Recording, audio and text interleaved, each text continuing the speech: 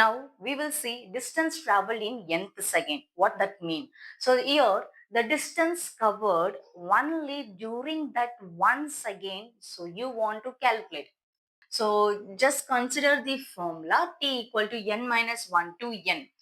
So that means if you are considering the distance covered in fourth second, so what you have to do? So 4 minus 1 to 4.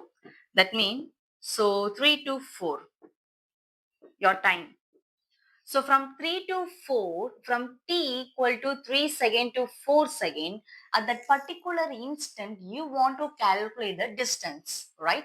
That is distance traveled in nth second.